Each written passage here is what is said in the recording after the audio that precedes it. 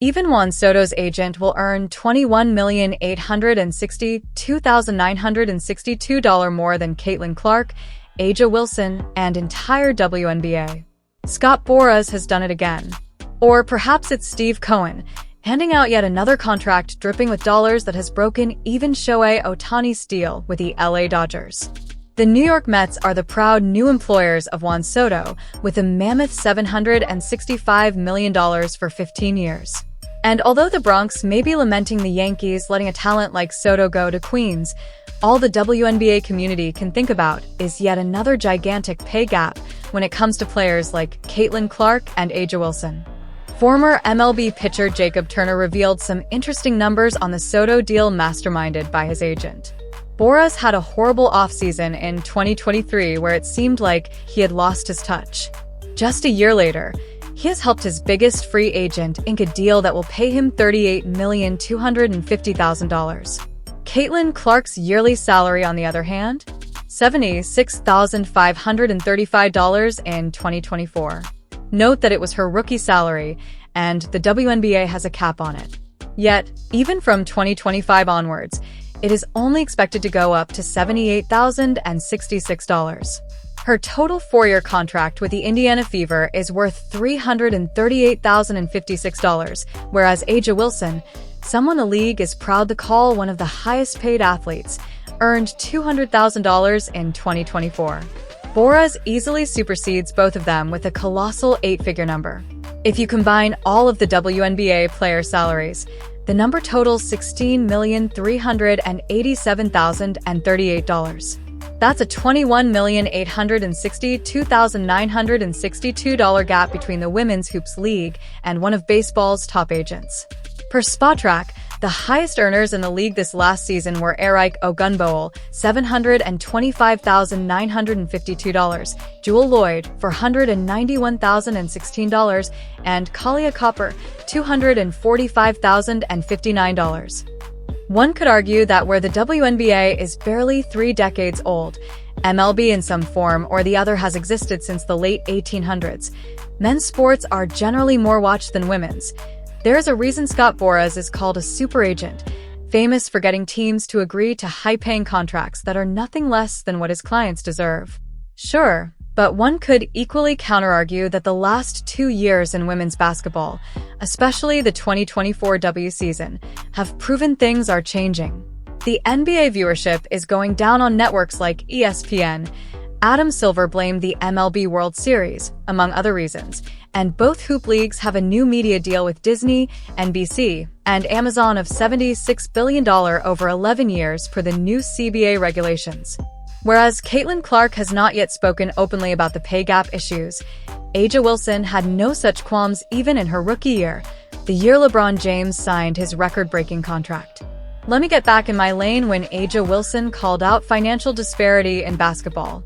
When news broke that LeBron James had signed a 4-year, $154 million contract with the Lakers, A'ja Wilson was out at dinner with her father. She had been in the WNBA for less than 2 months, but felt the need to call out the authorities. $154 million. Must be nice. We over here looking for $1 million upside-down face, but Lord, let me get back in my lane, the Aces player posted on X. Understandably, it ignited a huge debate, but Wilson did not back down. She had the support of her fellow players and even some NBA stars, and she continued the conversation in a July interview with Marie Claire. I can scream at the top of my lungs. I want my money in my bank account, but who are the people who are on foot that can get the job done? Wilson said. That's where I lean to. That's where I tap into the most. Making sure that those people who are in those spaces understand, no, this is something that you really want to invest in. You know, the league is in a sad state when almost all players are earning significantly more via brand endorsements than their actual jobs and what they do on the court. One of the biggest reasons Napheesa Collier and Breanna Stewart established their unrivaled league was to help players earn more than they did in the WNBA while staying in the country. If a league started by 2 active players can get investors, why not the WNBA? Yeah, she's pretty incredible. I mean, you watch her and it's unguardable. There's nothing anybody can do to stop it. Like, she's just that dominant, whether it's her mid-range game, She can put it on the floor. She's just so athletic, but also she affects the game on both ends. Like, she's a really good defensive player, great rim protector, just so athletic. And obviously she's been able to shoot the three pretty well this year too. So it's fun to watch. I mean, like I said, like, everybody in the league knows you can't guard it. You basically just live with what she's going to do to you every single night. It's just you contain it as best you can, and she's going to make some shots that are really tough. And like I said, like it's going to be a tall task. It's going to take multiple people. You just hope to contain it the best you can. What we're gonna do here is we're gonna throw some questions, but the challenge is you have to answer them while spinning the ball on your finger. With these nails? I can pop one off and then we can try it. Hi Marie Claire, I'm Asia Wilson and we're on set for The Sports Issue. A superpower that could help me at work, I would have to say to teleport. Now you see me, now you don't give me teleportation, please. I really didn't have a first job, but I did have chores that I got paid to do, so technically that is a job. My job was to make sure that every bathroom in the house had toilet paper. And I really couldn't complain because a lot of people could be taking out the trash and doing the dishes. I mean, chores was just the thing that my parents could kind of teach me that money doesn't grow on trees and you have to work for everything, and also because I was more on the sports side, so I was very consumed with different sports, volleyball, soccer, tennis, basketball. So chores kind of gave me an opportunity to really understand the cost of $1 and how important that is. I love going to amusement parks, and we had an amusement park close to home. It was called Carowinds, and I would save my money to make sure that I could go to Carowinds and buy my own ticket. I didn't need my parents for nothing because I worked hard for those couple of dollars. So I'd always save. But once I had enough money for that ticket for Carowinds, that's what I was going for. I would have to say that one big thing that I bring to the table would have to be my leadership skills. I love communicating with people. I love forming bonds with different people to get the best out of them. And a lot of fun, a little spunky vibe to it. Are you balling in Beaumont? Didn't think so, but I am. I would have to say a big weakness of mine. I am very emotional, and sometimes that could be a weakness because I care so much and I may love so much and I want things to be perfect, and that's not how life is. Ooh, someone I met in my industry that I really looked up to is the Kobe Bryant. He came to a game in Las Vegas and he came into our locker room. It was his AAU team. He had his daughter, his whole team there.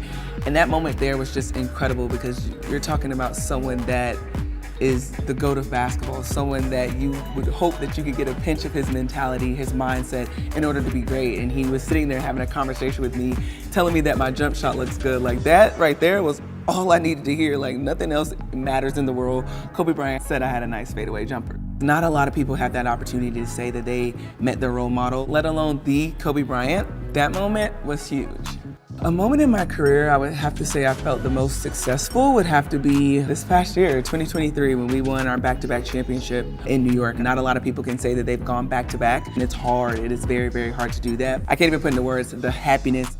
I was today years old when I found out that there's a phrase called work wife, and I've been working with all of my wives, I feel like. My teammates, my sister, the sisterhood that we've had, I feel like they're all my work wives. If you've made it this far and are enjoying the video, don't forget to like, subscribe, and turn on all notifications. We know watching this video takes some of your time, and we appreciate you.